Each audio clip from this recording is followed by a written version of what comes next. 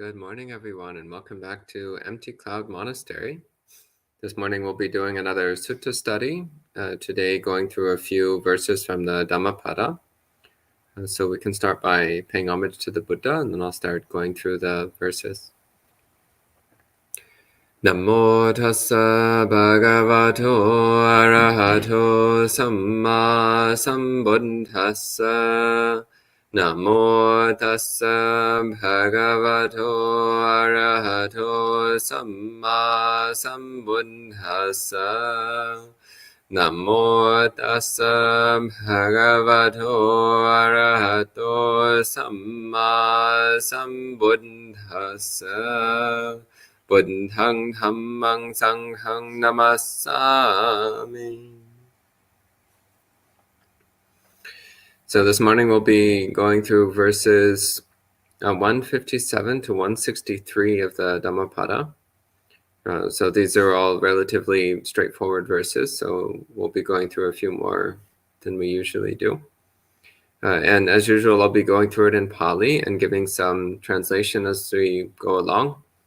As well as explaining the meaning of these verses. Then I'll take any questions you have at the end. So feel free to put in questions at any time. So starting with verse 157. So these are all from the 12th chapter of the Dhammapada, which is called the Attavagga. So the chapter on self. But in this chapter of the Dhammapada, the word atta is being used not in its sense of self-identity, but rather in its ordinary sense as the reflexive pronoun. So the yourself or oneself. So things which are referring to oneself, not in a philosophical or profound way, but just in the ordinary way that we say myself or yourself. The ordinary reflexive pronoun sense.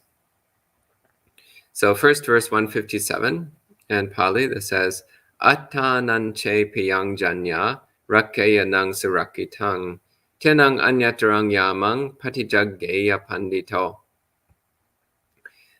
So attananche piyang janya. This means if a person has love for themselves or affection for themselves, Rakeya nang surakitang, one should guard oneself well.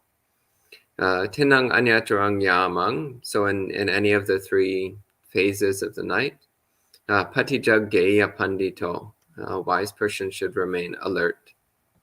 So this is first off, just a simple statement. Like if we actually care about ourselves, if we really love ourselves, if we really want ourselves to be happy, well, then we should carefully guard ourselves.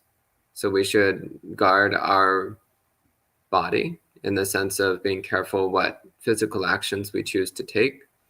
We should avoid doing anything which is unwholesome, anything which is immoral, anything which is harmful, either to ourselves or others. We should also guard our speech very carefully. So being careful not to say anything which is harsh or anything which is untrue or anything which is harmful. And optimally, we should try to speak Dhamma instead of talking about other things. And of course, guarding the mind. So constantly watching the mind and constantly trying to prevent unwholesome thoughts and emotions from taking hold of the mind. And instead actively cultivating wholesome thoughts and emotions, wholesome states of mind. And he makes this statement, during any of the three phases of the night, a wise person should remain alert. So this doesn't necessarily mean that you should stay awake all night. Though if one's practice is very advanced and one has very strong samadhi, then one's need for sleep is usually substantially reduced. And on rare occasion, people can get to the point where their samadhi is so strong that they actually don't need to sleep.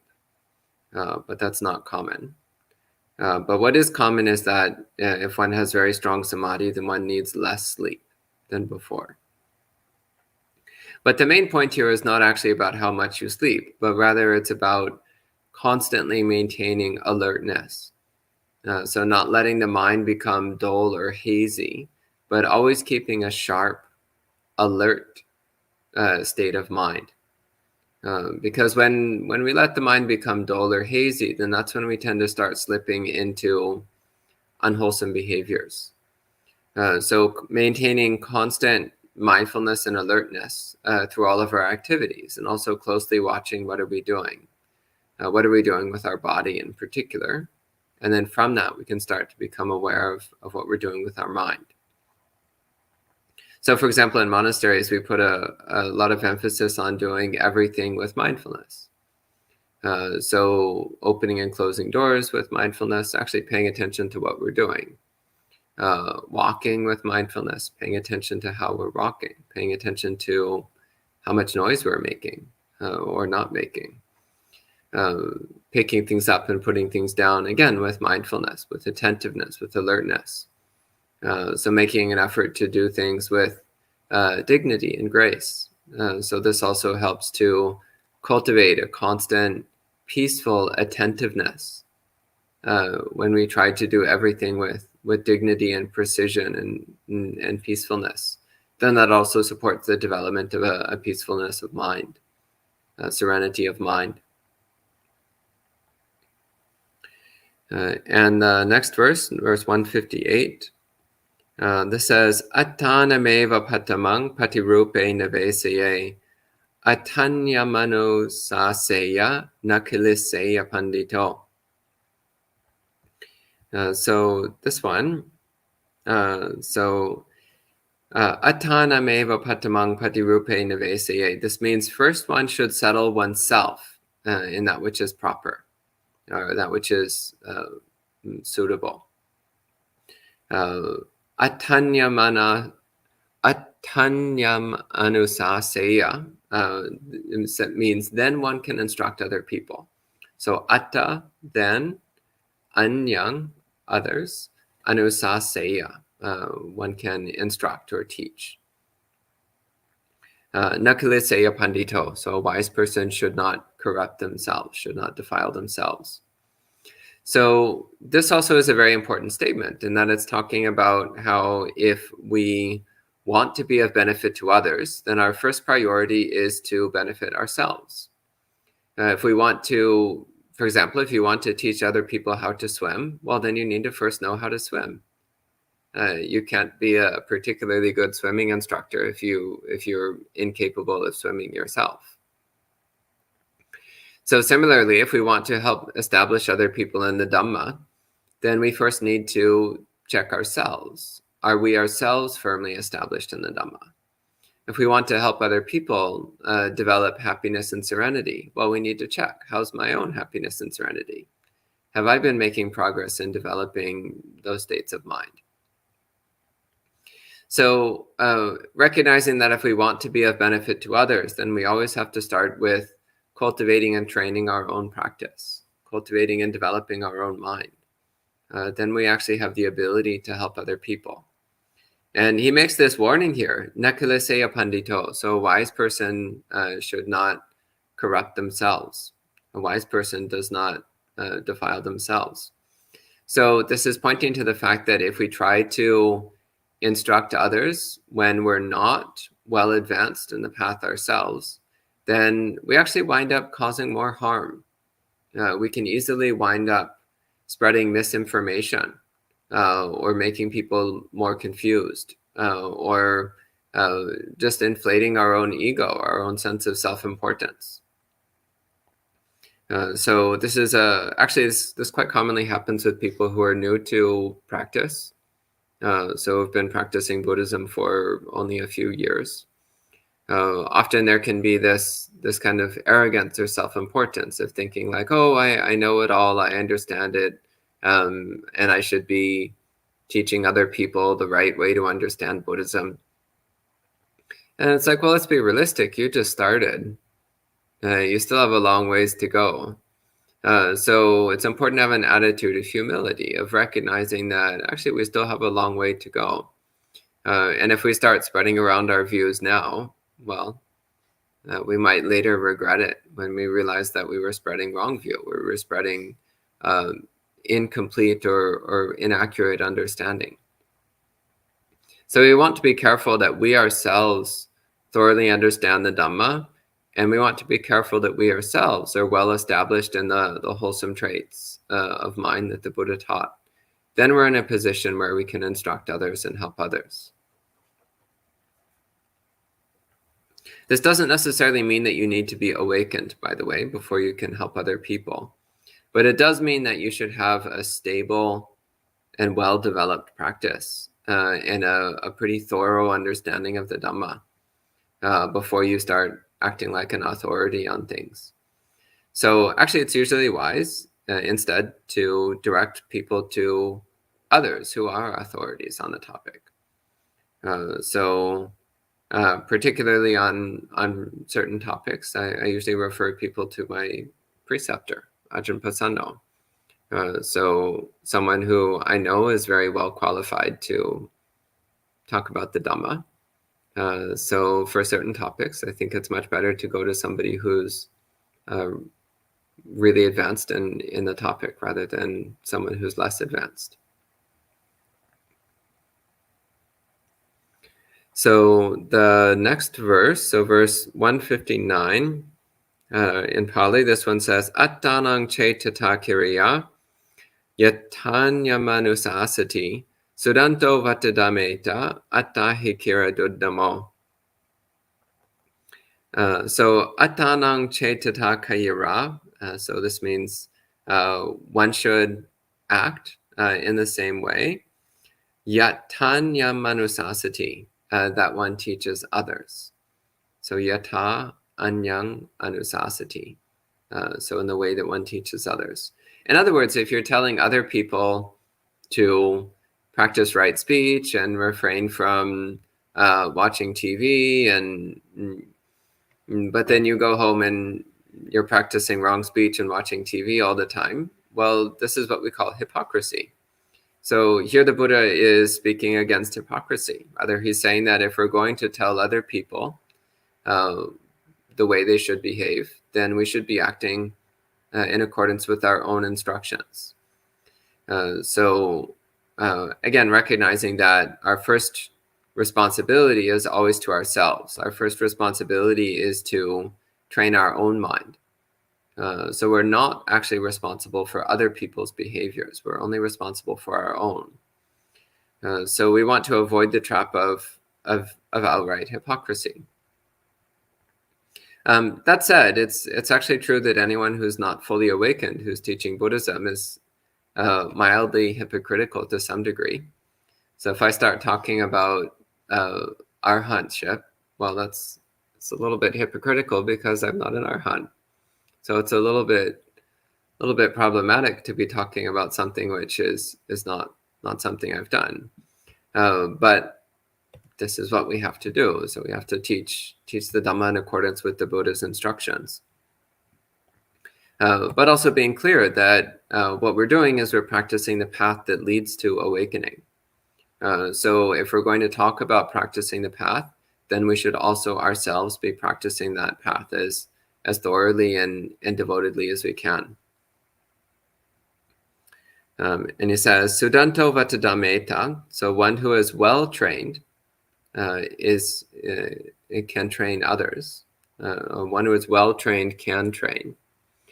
So this also is important. So it's reflecting, if I want to be of benefit to others, if I want to be able to train others, then I myself must be well trained. So this again is something that we need to reflect on. If we want to help others in the path of Dhamma, then we need to first check if we ourselves are well trained, well disciplined, thoroughly established in Dhamma practice. So the extent to which we can help others is limited by the extent of our own development, the extent of our own training. And it says, Attahi kira duddhamo. So duddhamo means difficult to train. So it says, Attahi kira duddhamo. So it is very difficult to train oneself. So it's very easy to tell other people what they should do. But then you look at your own conduct and you're like, wow, this guy's a bit of a mess. He really needs to be more mindful. He needs to be more kind. He needs to be more patient. He needs to be more this and more that. Well, try training yourself. And then if you can train yourself, you've done something that's very difficult to do. And you'll be in a much better position to train others as well.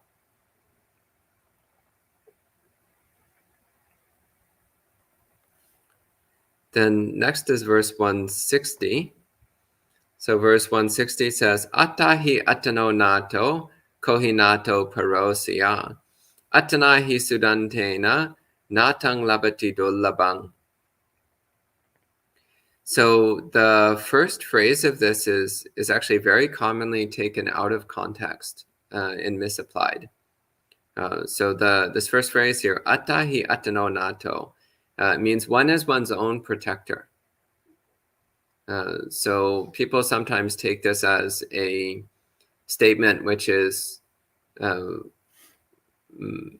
establishing self, establishing atta, establishing the concept of a persistent, ongoing soul or entity.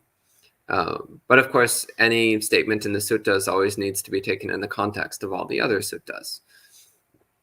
And in the context of this chapter in particular, it's clearly, once again, just the Buddha using the word self in its ordinary, mundane sense of reflexive pronoun.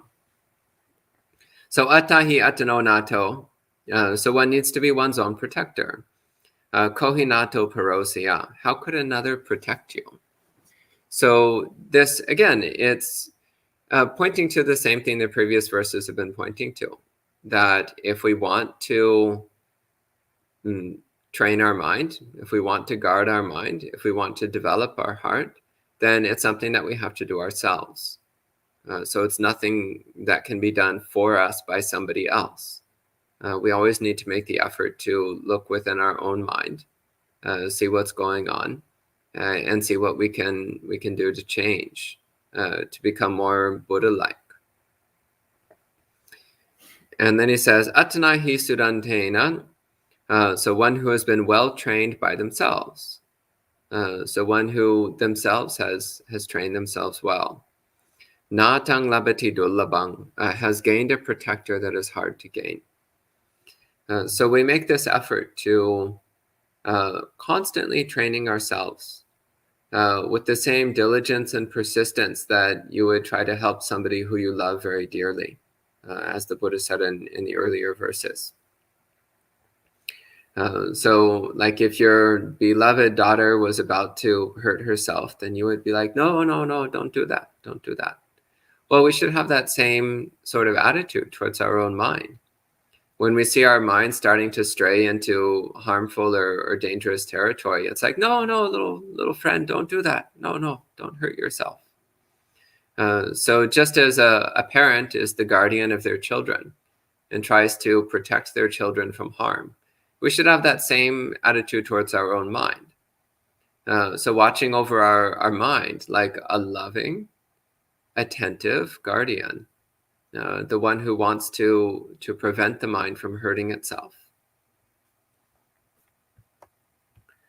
And the next verse here, this is number 161.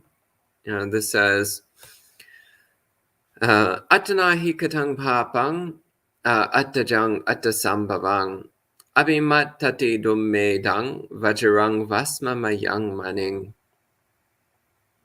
So it says, Attanahi katang papang. So evil is done by oneself. Attajang is born from oneself. Attasambhavang is produced by oneself. In other words, you can't blame any other people. You can't say like, oh, well, they made me drink. It wasn't me. I don't drink. But my friends were like, here, have some shots. And it was their fault. It's like, well, no, it was your fault. You were the one who took the glass and put it to your mouth and swallowed it down. That was you. You did it, not them. Or we say like, well, I wasn't actually planning to binge watch Game of Thrones. It was my friends. They wanted to do it. I was just doing what they wanted to do. It's like, no, you chose to be there. You chose to participate. You can't blame anybody else for your own choices. So here, once again, the Buddha is emphasizing a concept which he talks about all throughout the suttas, which is that ultimately we need to take ownership of our own choices. For example, in the reflection on karma, the Buddha says, kammasaka. So our karma is our own. Our actions belong to us. Our actions are our own choices. And ultimately, that's what shapes and determines our experience, is the choices that we make. The choices that we make within ourselves in each moment. And he says, abhimattati dummedang. So abhimattati means to self-destruct, to destroy oneself. So abhimattati dummedang. So the foolish person harms themselves or damages themselves. In Vajrang Vasma Mayang Maning. So Vajra means a diamond. So as a diamond cuts through a stone. So just the way a diamond can cut through any lesser stone, in the same way a foolish person who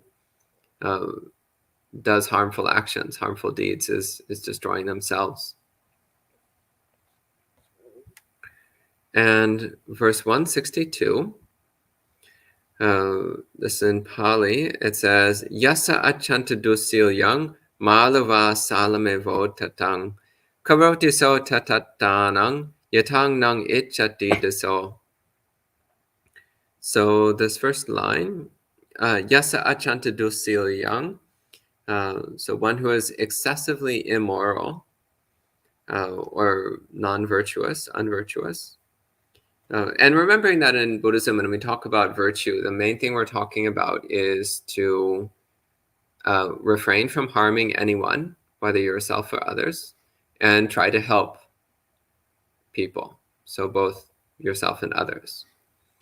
So when we talk about someone who has dusilya, who their sila is bad, their conduct is bad, their morality, their virtue is bad. So this is someone who does not help people and even harms people in one way or another. And he gives the imagery. So ma'alava salamevo tatang. So like a tree overgrown by vines. I'm actually reminded of, in some parts of this country, there's this invasive vine, and I forget the name of it off the top of my head, but it's an invasive species which it just grows up the side of the tree and just like completely engulfs the tree from the ground up. It just completely engulfs the trunk of the tree. And eventually it just basically strangles the tree to death. Like it just sucks all the life out of the tree, and the tree will die. So this is the imagery that the Buddha is using here. He's using the image of one who wraps themselves in immoral behavior and in unvirtuous conduct. They're like these vines creeping up the side of a tree that slowly strangle it to death.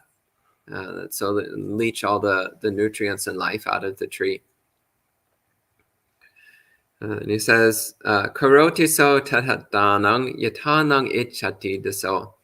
So karoti so tatatanang means one does to oneself. Yatanang ichati deso, as an enemy would wish. So your enemies, of course, what do your enemies want? They want you to be harmed. They want you to be unhappy. They want you to have misfortune. And so the Buddha is saying, well, when we fall into immoral, unvirtuous conduct, then we're damaging ourselves. We're doing to ourselves just what an enemy would want to do to us. So don't be your own enemy. Instead, be your own friend. And a true friend is someone who helps you to practice wholesome conduct. A true friend is someone who keeps you always focused on the Dhamma, always focused on practicing wisdom and compassion. And then finally, the Buddha, with this last verse here, so verse 163, the Buddha brings it right down to ground level. So reassuring statement here. He says, Sukarani asaduni atano ahitani cha yangve hitancha saduncha tangve paramadukarang. So sukarani asaduni. So this means it's easy to do that which is not praiseworthy. So asaduni means it's not worthy of a sadhu. It's not worthy of saying sadhu, sadhu, sadhu. So it's easy to do things that aren't praiseworthy, that aren't worth saying sadhu for. Atano ehitani cha. And it's easy to do things which are not beneficial to oneself. So it's easy to do things which are worthless and useless. Again, like binge watching Game of Thrones. Like whoever attained awakening through binge watching. Anybody? Anybody? No, never heard of it happening. So I don't think it's likely. And he says, Yangve hitancha saduncha. He says, but that which is beneficial and praiseworthy, worthwhile. Tangve paramadukarang. He says that is the most difficult to do. So parama means paramount or highest, and dukarang means difficult to do. So again, I find this encouraging because the Buddha he's reminding us, he's like, yeah, Dhamma practice is really difficult. It's easy to waste our life doing worthless things, harmful things even. But it's very difficult to do that which is truly worthwhile and beneficial, which is Dhamma practice. It's cultivating the path of awakening. So that's the last of the verses. The last of the verses that we're going through this morning. So just a few simple, straightforward verses from the Dhammapada. And at this time, we can respect the sutras with 3 sadhus. Sadhu, sadhu, sadhu. And I'll take any questions that you have related to these verses. So first off, hello to all the people joining in online. So hello to Rick, John, Matthias, Usha, Douglas, Richard, Pamela, Marian, Sud, Michael, Charles Lee, Joe Wu, Jay, Kathy, Vero, Meta, Bhumika, Jewel, Thinnery, great, good to see you, Miguel, and everybody else who's watching. Happy to see all of you joining in.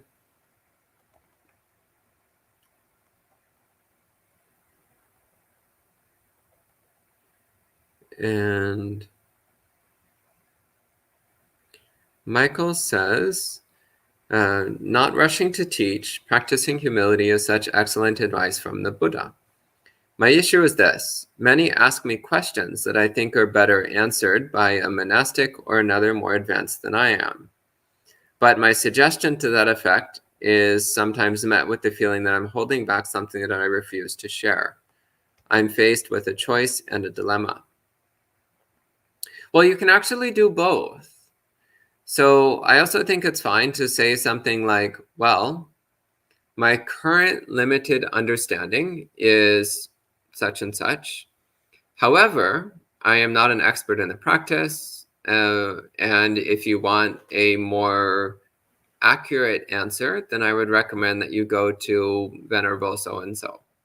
So you can give an answer like that. So if somebody wants to know about the Dhamma, well, it's fine to talk about your current level of understanding, but just be clear that that's all it is.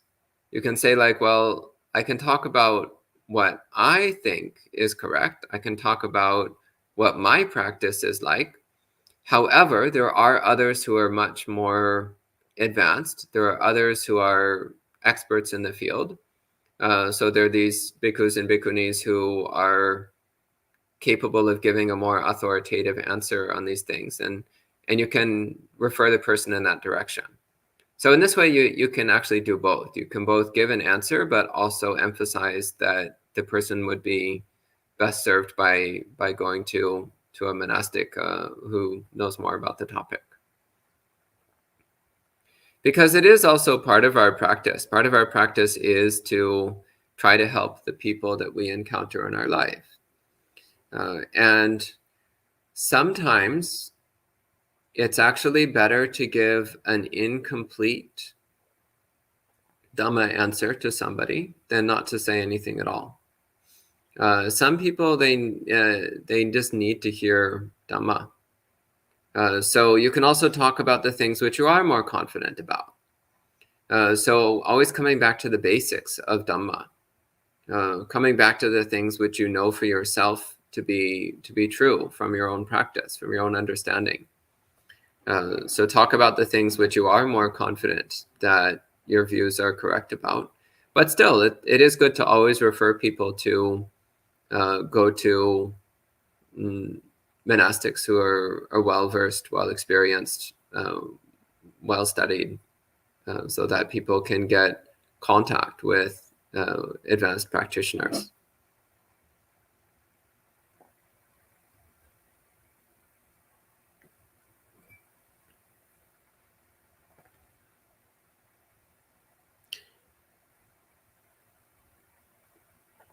And Michael says, examples, what is Nibbana? Where did it all begin? Actually, when people ask what is Nibbana, one of the answers I often give, sometimes I'll give a long, complicated explanation, but other times I just tell them to read the book, The Island, by my preceptor Ajahn Pasano and by Ajahn Amaro. So The Island is a long and delicious book, which is all about answering the question, what is Nibbana? There was also a series of lectures by Bhante Katukurunde Nyanananda called Nibbana, the Mind Stilled. It's a series of, I think in total there were 35 or 40 lectures. But as I recall, this was many years ago, but many years ago, only about 25 had been translated into English. But those are really wonderful essays, descriptions of what Nibbana is and the practice that leads to Nibbana. So that's a even thicker and more comprehensive treatment of the subject than the book The Island. As for where did it all begin? Well, actually the Anamitagga Samyutta answers this pretty clearly. The Buddha says, Anamitaggo yang samsara. So samsara has no discoverable beginning. You cannot find a first point. You cannot find a beginning. You cannot find where it all began because there is no point where it all began. There's no beginning to be found. So this is one of the elements of Buddhist cosmology, which is a bit different from what we find in some other worldviews. So in Buddhism, there is no beginning point and there is no ending point.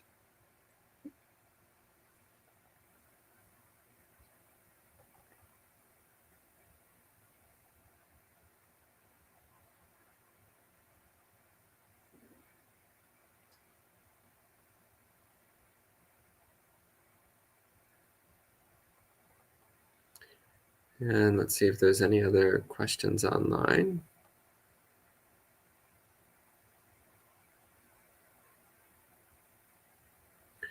So Sud has a question that says, how does one let go of one's sensual desires that just take over the mind since Dhamma practice is so difficult, especially in lay life?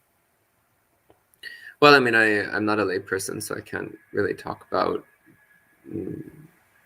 the statement about especially in lay life. But generally speaking, the way that you work with repetitive ongoing defilements in the mind is to ask yourself, what conditions in my life nurture those defilements, and how can I change those conditions to ones which weaken those defilements? So often what we need to do is to consider what the external conditions we're creating that support the growth of defilement, and then to change those external conditions. So yeah, look at your life and start asking, what choices do I make in my life that then contribute to the growth of desire? And how can I change those conditions into ones which reduce the growth of desire?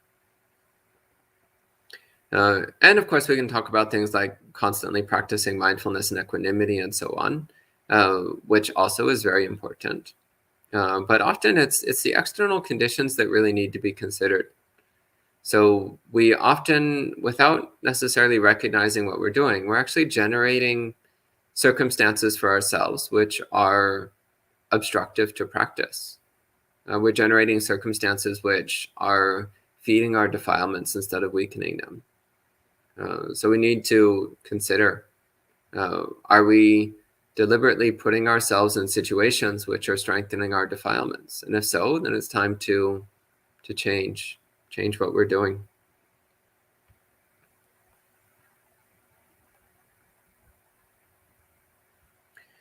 Amaranta says, when people ask me what is Buddhism, I really feel incapable to explain, and finally I respond in a very confusing way. What do you recommend to say? Well, first off, you might actually start thinking about how could I give a very brief summary of Buddhism, like in just 3 or 4 sentences at most. And actually take the time to sit down and write out a basic answer that you could give. Just to start preparing yourself. How could you answer this sort of question? Otherwise, it's always fine to refer people to other sources. Again, as I said earlier, it's actually totally fine to say things like, I'm not an expert, I'm a practitioner, but not a teacher, and it's better for you to go to this monk or that monk in order to get more detailed information. Or refer people to good summaries of the source. So there's a few great books in English. So What the Buddha Taught by Walpola Rahula is a really good basic summary of Buddhism. Another really good one is called The Noble Eightfold Path by Bhikkhu Bodhi. So both of these are books by Buddhist monks, which give a relatively concise, detailed, and precise explanation of the fundamentals of Buddhist practice. But yeah, and often it's good to just come down to the Four Noble Truths. Like, what is Buddhism? Well, briefly speaking, Buddhism is understanding our suffering and the way to reduce and eliminate our suffering. That's what Buddhism is. And we do so through Sila, Samadhi, and Panya. We do so through cultivating virtue, concentration, and wisdom. So there's a very simple, quick summary of Buddhism. 4 Noble Truths and the 3 trainings.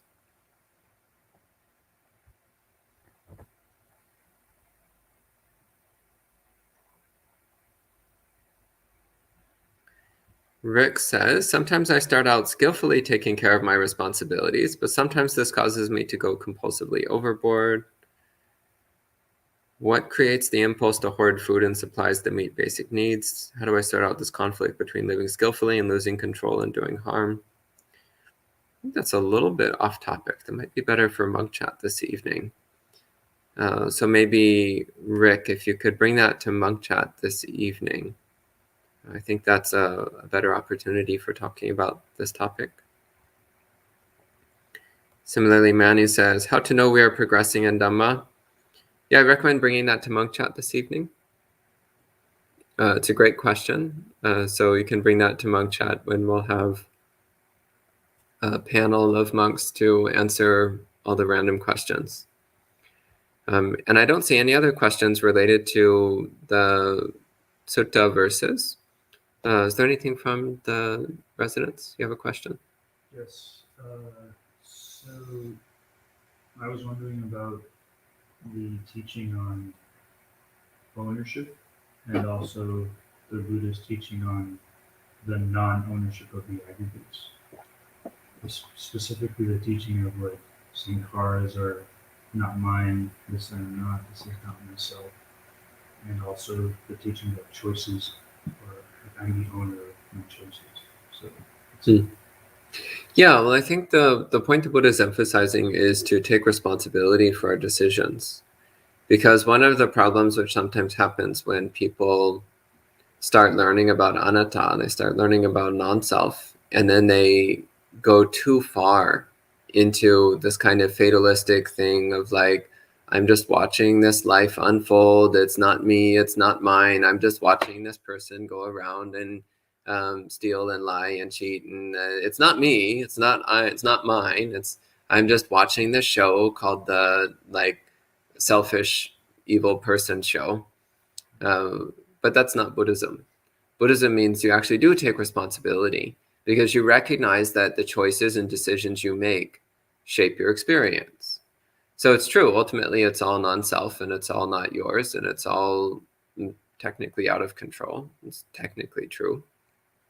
But that's not our experience. Our experience is making decisions that have consequences.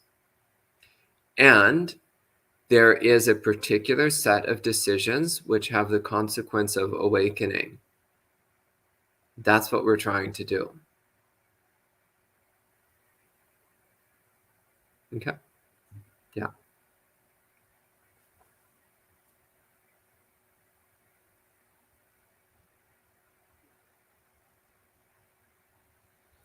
And Marianne says, is it inappropriate to write a book about Buddhism for a layperson and receive money for it for a living? Honestly, I don't really think it's necessary. There's already a lot of great books about Buddhism out there, which are written by monks and are available for free. So I don't really see the point in producing for-profit Buddhist books. Like, what's there to say, really? And the books I already mentioned are already great resources.